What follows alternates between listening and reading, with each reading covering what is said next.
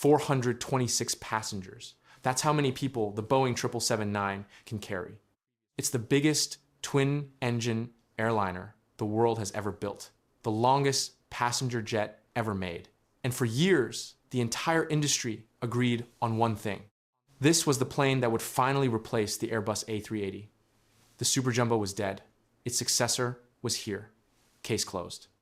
Except it isn't, because right now, quietly, Boeing is studying whether it needs to build something even bigger. And the airline pushing hardest for it is the same airline that flies more A380s than anyone on Earth. So here's the question that doesn't add up. If the 777-9 is already the largest twinjet ever conceived, why on earth would Boeing need a plane that's larger still? The answer isn't about engineering. It's about a problem so stubborn that throwing a bigger airplane at it barely helps. And to understand it, you have to start with what everyone assumed the 777-9 had already solved. On paper, the 777-9 looks like the perfect A380 killer. It stretches to almost 252 feet, longer than any airliner in history, edging out even the mighty Boeing 747.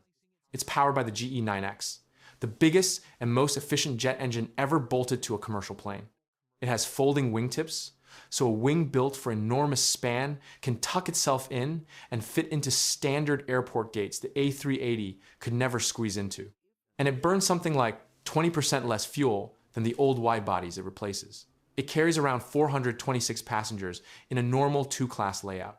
Fewer than an A380, sure, but on 2 engines instead of 4, at a fraction of the running cost. For a decade, that was the whole pitch.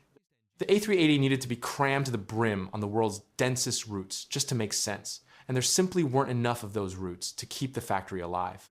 The 777-9 promised almost the same big jet presence without the punishing 4-engine economics. It looked like the obvious inheritor. And then the airlines that fly the biggest planes started saying something strange. They looked at the 777-9, the largest twinjet ever built, and told Boeing it still wasn't big enough. Which makes no sense at all until you understand what the A380 was actually for.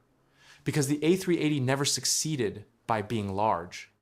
It succeeded by solving one very specific, very expensive problem. And that problem is about to come roaring back. Here's the thing nobody outside the industry really thinks about. At most airports, you can always add another flight. But at a tiny handful of the busiest airports on the planet, you can't. Not for any amount of money. Places like London Heathrow, hemmed in by just 2 runways. Dubai, funneling traffic from 6 continents through 1 mega hub. Singapore, Frankfurt, the great crossroads of global travel. At airports like these, the runways are full.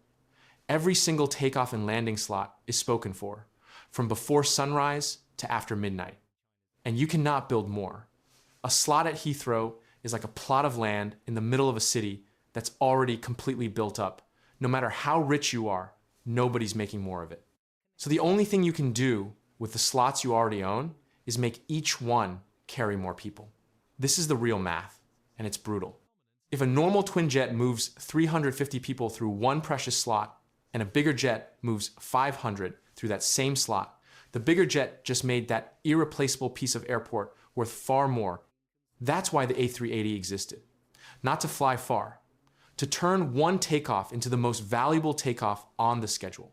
Now line up the rest of the invisible problems, because they all pull in different directions. You want maximum seats per slot, which screams, build it huge. But every extra seat adds weight, and weight burns fuel. And fuel per seat is the number that decides whether the airline makes a profit or a loss. You want the plane to fit existing gates, because rebuilding an airport terminal to fit a wider aircraft costs a fortune. You want it to turn around fast, because a giant plane sitting at a gate for hours is a giant plane not earning money. You want it on 2 engines, not 4, because 2 modern engines are dramatically cheaper to run and maintain than 4, and you want all of this at once. The A380 got the capacity right and got almost everything else wrong. 4 thirsty engines, a second full deck that was magnificent but heavy, a size so vast that many airports had to rebuild gates just to handle it. It was a beautiful answer to the slot problem and a terrible answer to the cost problem. So the industry killed it. But killing it didn't kill the slot problem. Those airports are just as full today as they were then, and passenger demand has come roaring back harder than anyone predicted. Which leaves airlines wanting something that sounds almost impossible. They want nearly a 380 levels of capacity on those few slot-choked routes, but with the running costs of a modern twin, the 777-9 gets close. But close isn't the same as enough. And that gap, the space between what the 777-9 delivers and what the busiest hubs actually need, is exactly the gap Boeing has quietly started studying how to fill. That plane is the Boeing 777-10. And it's not a wild rumor. At the Dubai Air Show in November 2025, as Emirates ordered another 65 of the 777-9s, the airline publicly threw its weight behind a Boeing feasibility study for a stretched version, provisionally called the 777-10. The idea is simple in concept. Take the already enormous 777-9 and stretch the fuselage by roughly 16 feet, pushing it out toward 268 feet long. Keep the same GE9X engines, keep the folding wingtips so it still fits the gates the A380 couldn't. Keep the commonality with the rest of the 777X family, so airlines and pilots and mechanics aren't starting from scratch. The result would seat somewhere around 450 passengers, and by some estimates north of 500 in a denser layout, closing much of the distance to the A380 while keeping the efficiency of a twin. For a carrier like Emirates, this is the holy grail they've been chasing for years. They built their entire Dubai superhub around gigantic aircraft, more than 100 A380s feeding traffic from everywhere to everywhere. When Airbus shut the A380 line, Emirates was left with a fleet of super jumbos and, eventually, nothing big enough to replace them. Their own executives have been blunt about it.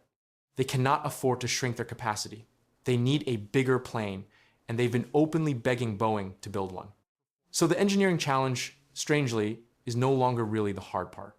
Boeing has already said a stretch to a 777-10 is technically feasible.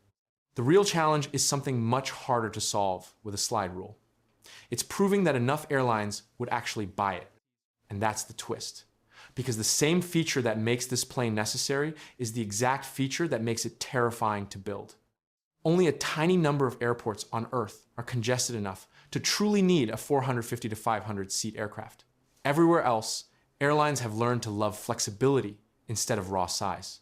Smaller, efficient jets like the Boeing 787 and a 350 let them fly more frequencies, dodge the congested hubs entirely, and match capacity to demand day by day. Most airlines have zero interest in owning a handful of giants that only make sense on 2 or 3 routes. Nobody wants to be trapped in a tiny, expensive, niche fleet again. That was the A380's fatal flaw, and airlines remember. Launching a brand new aircraft program costs tens of billions of dollars. To justify that, Boeing needs a long line of buyers. But a supersized jet for slot-constrained mega hubs might only appeal to a small club of Gulf and Asian and European giants. Emirates alone, however enormous, can't underwrite the whole thing. So Boeing is doing the cautious thing. It's studying, it's counting potential customers before it commits a single dollar to the factory floor. Where does that leave us in mid-2026? The 777-9 is finally closing in on entry into service, with first deliveries targeted for around the second quarter of 2027, after roughly 7 years of certification delays. Across the 2030s, airlines will keep retiring their aging 777-300ERs and their remaining A380s, opening up exactly the kind of demand a bigger jet could serve. Boeing keeps evaluating larger concepts, the 777-10 study chief among them, with any launch unlikely before the end of the decade, if it happens at all. And the underlying pressure hasn't moved an inch. On the world's most congested routes, you still cannot add another flight. You can only make each one bigger. So back to the question we started with. Everyone thought the 777-9 was the answer. And for most of the world, it is. But for that handful of airports where the runways are full and the slots can never be replaced, Boeing suspects the story isn't over. The A380 proved those places will always want the biggest plane that physics and economics will allow. The only question left is whether Boeing decides enough of them are willing to pay for it. And right now, quietly, in a study nobody has officially confirmed, that answer is still being written.